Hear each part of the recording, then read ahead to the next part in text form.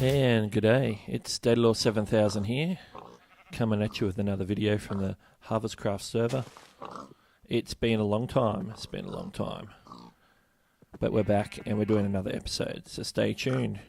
We're going to do some projects today and share some of the projects we've been working on in the meantime between episodes. So sit back, relax and enjoy the ride.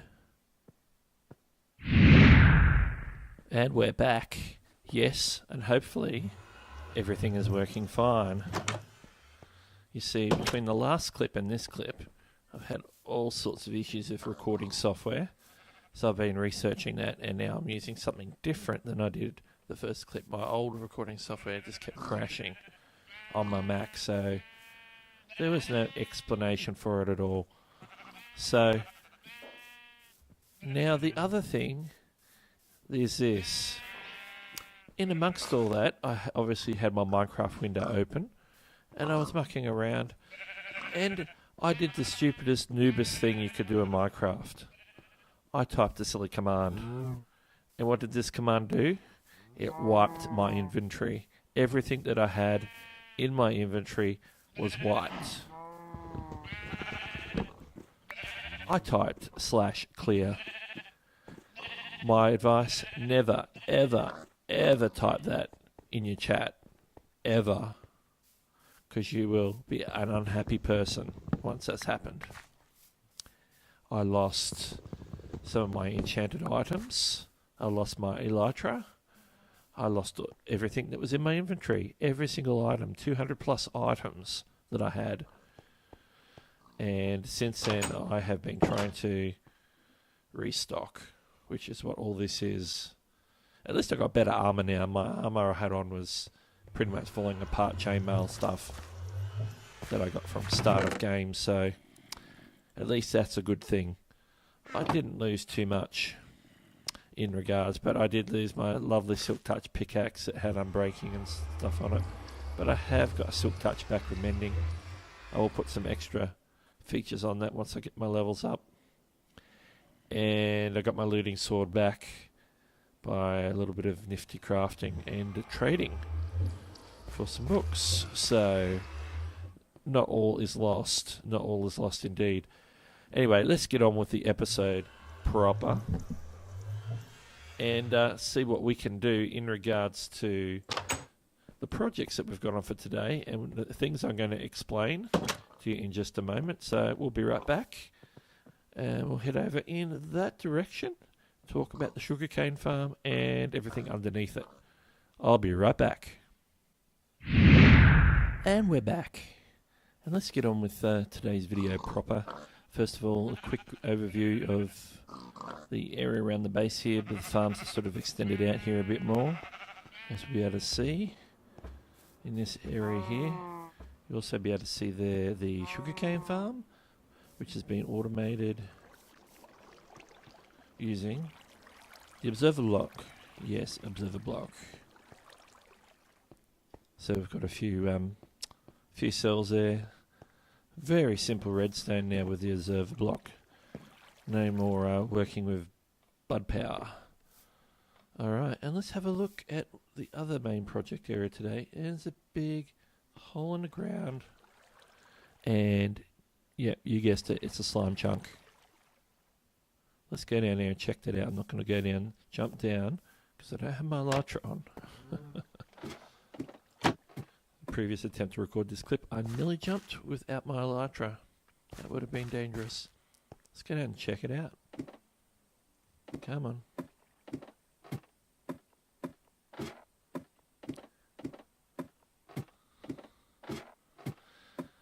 You know, I've spent probably the last few weeks digging this out with various stone picks and implements. As you can probably tell, it's early on the server, so we don't have buffs like beacons and fancy whiz bang pickaxes. So we were just digging it out, just doing the grind. And here we are, finally at level 41. Level 41, yes. as you probably know, if you've had anything to do with slime farms, is you need to build your slime farm below about level 40. So we're only here at 41. What are we going to do? Shall this be a digging episode? I think not. I think not indeed. Because in actual fact, I've already dug it. And here is the completed slime farm. With about 6 levels of platforms, for spawning platforms for slime. Lit right up so we don't get any other mobs.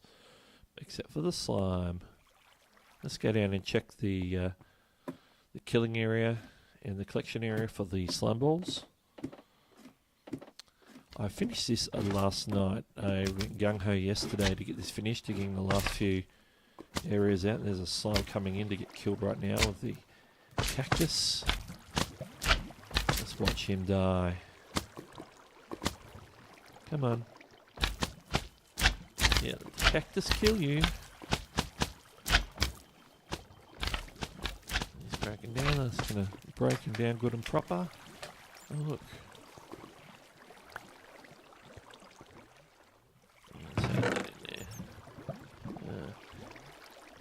And the sub thing about this sort of thing is you also becomes a automatic cactus farm because they grow and break off. Actually, it's this one that grows and breaks off. These ones are at their maximum length. I just haven't dug that extra block out to allow that to grow, but it's fine like that. So as you can see, we've got quite a few slime there already since I finished it off last night. So that's wonderful. Slimes for days. So sticky pistons and slime blocks and everything we need for future projects are good to go. So there it is, spawning away. So that's the next thing, is we've got this chunk here that we can do something with. Now I'm thinking some automated, semi-automated farms, possibly a storage system. We've got a fair bit of space here to work with. We can put in multiple levels right up to the top and make something awesome out of this. I think the first project I want to do is something with a semi-automatic flushing wheat farm or potato, carrots. Those items that we like to trade with villagers quite a lot to get the emeralds so that we can buy books from the librarians. All that sort of thing. But, you know, we've got plenty of space here. So what I want you to do is go down in the comments and tell us what ideas you have for the top end of the slime chunk here. What sort of things can we put in here? What sort of projects can we build? So I look forward to seeing your comments and for you to join in. So just go down below right now or at the end of the video. When you're going past, click subscribe if you haven't already done that. Just go on down and leave a comment. And it'll be great to hear from you. Anyway, let's go back up the top. And before we come back and start maybe one of those farms today in this episode, we're going to have a look at a few other things that's happened on the server since our last video, episode 1. And we'll see what happens. We'll be right back. And we're back again. And the first thing we want to check out, something new since the last episode, is some automated farms inside my base. So let's go downstairs, which used to be just stairs to mineshaft, which is down there. We've got some automated, first of all, some pumpkin cubicles here. It's a setup with observer block to observe the growth of the pumpkin and fires the piston, pushes into water collection and down to the chest. And we've got a similar setup for melon, and I've sort of made this one a little bit larger and more joined so that it comes down here, down here, and all the way around to the chest. And you can see we have got a nice supply of melons, and we can use pumpkins and melons again, trading with villagers for emeralds. Keeps those farmer villagers working quite hard. So we've got those, which is a great thing to use. It helps unlock some of the trades when you keep doing the wheat and the carrot and the potato, and wheat and carrot potato. Some of those lock out, and you can whack in a pumpkin or a melon and get them all happening. So this, oh yeah, behind here where I just was, you can sort of get an idea of the circuit just here. That's the observer block. That's the thing. There's no redstone in sense of redstone wiring. It's all powered by the observer blocks. We've got one here detecting the area in the front. It detects it, fires that piston, which fires this observer block, which fires this piston. If you use traditional redstone, you tend to get like a looping clock, because the piston arm going through the block also updates it, and then you get a never again. It's like a perpetual motion machine. As the bottom piston fires, the observer observes the change, and they keep going. Boop, boop, boop, boop, boop. They just fire away. So anyway, that's something that we don't want to have happen. So this is the observer block method. There's various people on YouTube have come up with. People like, I don't know whose video I saw that on now. It might have been Il Mango, but I'm not sure. But I'm sure many of them use it.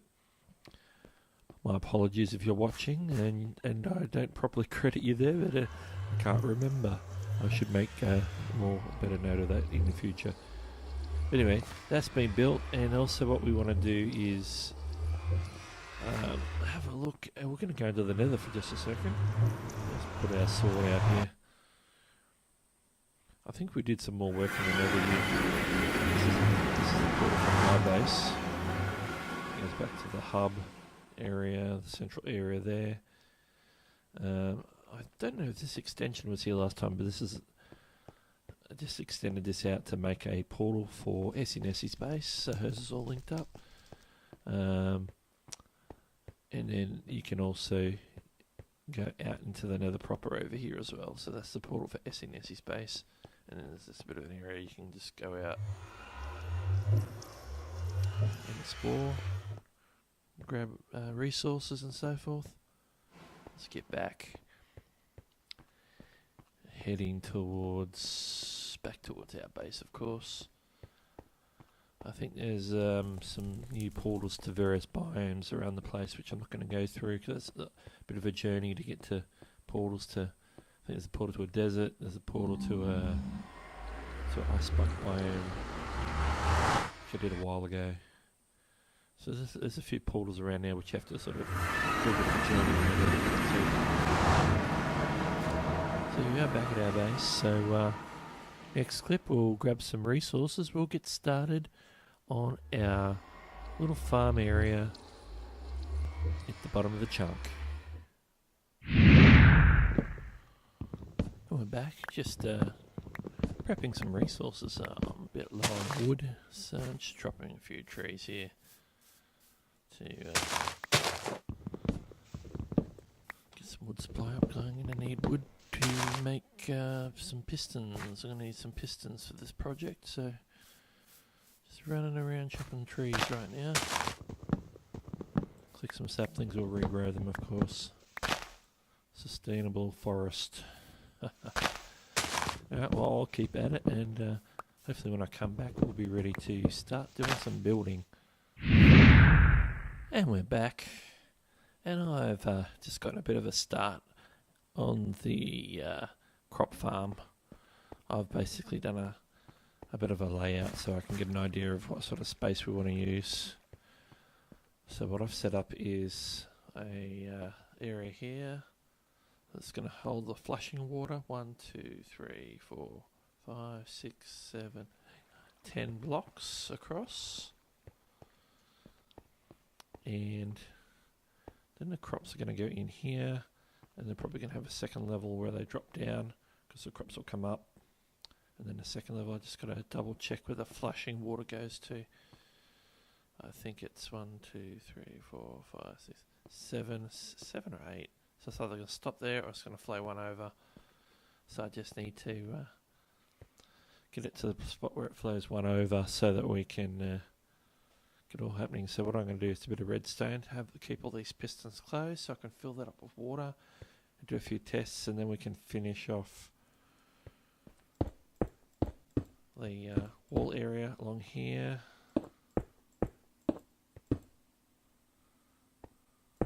and so on. So that's the plan. We're going to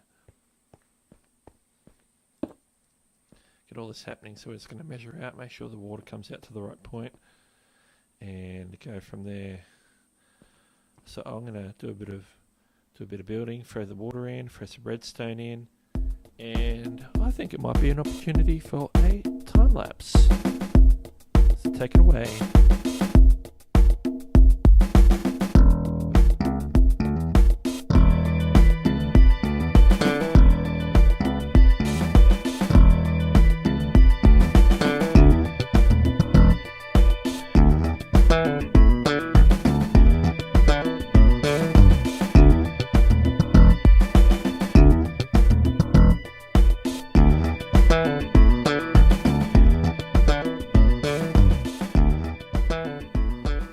And that's part one of the time lapse there that you saw, putting this thing together.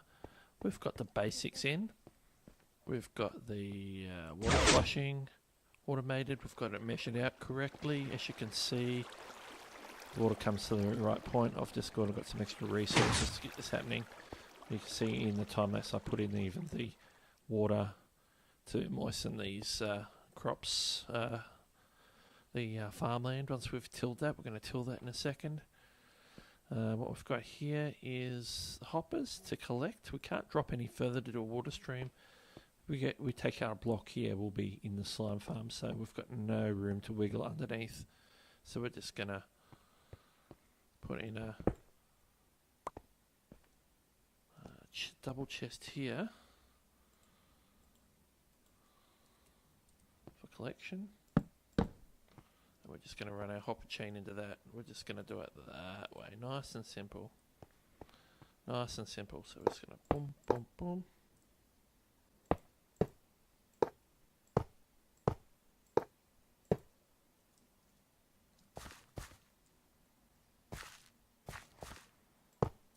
And there we go. Okay. We're just going to finish this off with some blocks here, and then we'll go into the second part of the time lapse where I'm going to till, and then we might even plant the first lot of crops. So we can alternate these crops. These crops can change. We can have, do a bulk of wheat, and then after a while we might say, oh, let's do a bulk of carrots instead. So here's the time lapse. We're going to till the ground, and then we'll come back after that and do some planting. I didn't bring any crops with me to plant, no seeds. My inventory is quite busy, so I didn't put any in there. Anyway, we'll till the ground and we'll come right back.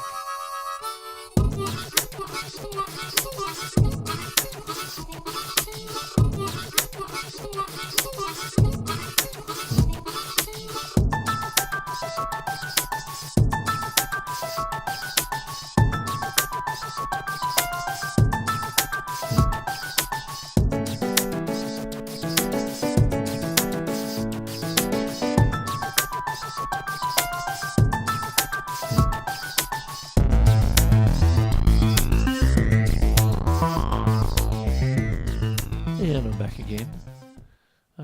You saw in that time lapse there was some of the ground that was tilled would be broken.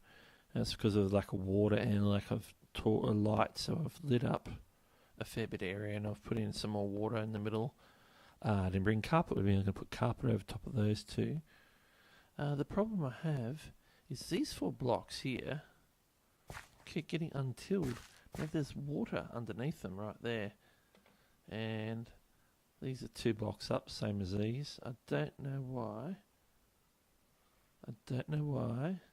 They're popping like that. It just won't till for some reason. So if you have any suggestions, just put it down in the description for me, because I can't figure it out. It's broken already. Just dig them out. I don't get it. I don't get it at all.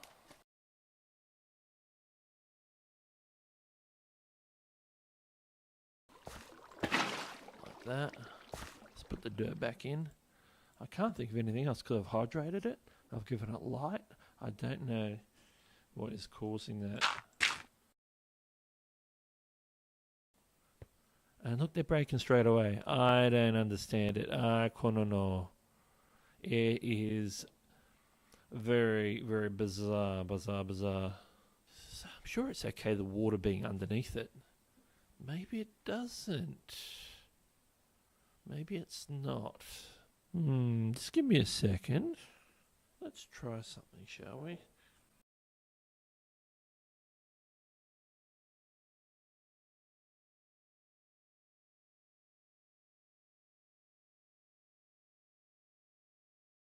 I'm thinking at least these ones will now be tilled. And then we'll go carpet. And they're directly above the water there and there. Actually, carpet's not going to work, is it? Because it's going to flush. Is it? Okay, what happens if I flush this? Yeah, see, they affect the flushing. Is it because I've made it too wide? Because I've made it 10 wide instead of like something like 8 wide. So my water on either side for the hydration isn't quite reaching. Back to the drawing board, I suppose. I'll come back to you guys when I've figured something out for this one.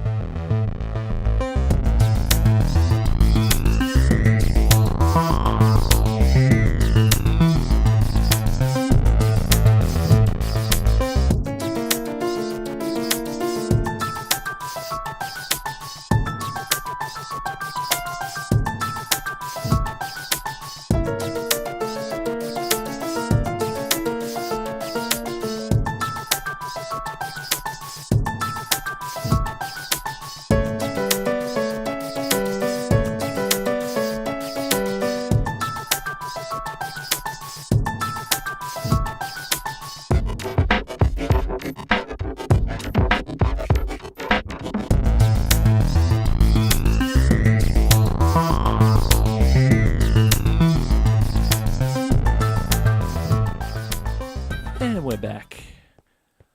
A couple of time lapses there for you all. I got the farm fixed and put the roof in for the next level for something else to be built on top. Let's just jump down and have a look real quick at the farm itself. And here it is. The solution, of course, is to make it 8 wide. Why is there... Okay, something's going on there. What happened to the seeds that I planted? The soil's tilled. Bizarre again. But basically I made it 8 wide so that the water on the sides are enough to hydrate across. And I should have known that. I knew that the number 8 was important for one of these types of farms. So I will let these crops grow before we do a first harvest. But anyway, so what I did is I fixed the farm and I decided I'm going to put the roof on so that the next project can go on top. So all we have to do is sort of maybe tidy up this area a bit. What we can do is make the floor look nice by laying something like half slabs or something like that, which will make it easy for us to get around. We've got a few things happening here. I don't know if I'll do anything with the walls straight away, but maybe later when we're finished we can sort of unify everything through top to bottom. But anyway, that's the farm. That's the wheat farm, which can also be a carrot or potato farm. I've moved the on-off switch right next to the chest here, and everything gets pushed straight into the hoppers and into the chest. I'm going to let that all fully grow before I harvest it for the first time, and then I'll keep an eye on those middle ones there. I'm sure I planted them. For some reason they've disappeared. I don't know if that has anything to do with me putting the roof on while they're growing. But maybe there's not enough light there, so the crop's broken off. I have an idea. Glowstone in hand.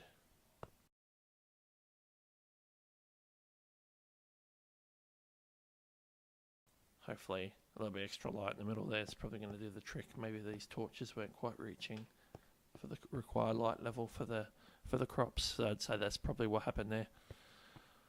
All right then. Well, there we go. That's that complete. We've just got some cosmetic things like the half slab the floor and so forth, which I'm going to do off camera another time. That doesn't need to be done as part of this episode. So that's it. The wheat farm is done. And we've even put a roof on it. So that's awesome. That is very good indeed. So there you have it. There's the wheat farm in the background. There we go. There's the wheat farm. Thank you again for watching episode 2 of HarvestCraft version 2.0. Thank you for watching again. And to keep up to date when I post, because I post very irregularly, make sure you subscribe to get your notifications. Tick the notification bell so that you get that little pop-up on your app if you're using an app on your phone or tablet. And make sure you click the like button if you like this video, and even click the unlike button if you did not like it. And make sure to leave a comment below on all the things we talked about and the ideas for other projects inside the slime chunk area. And thank you again. Thanks for watching, and we'll catch you next time on HarvestCraft. Bye-bye.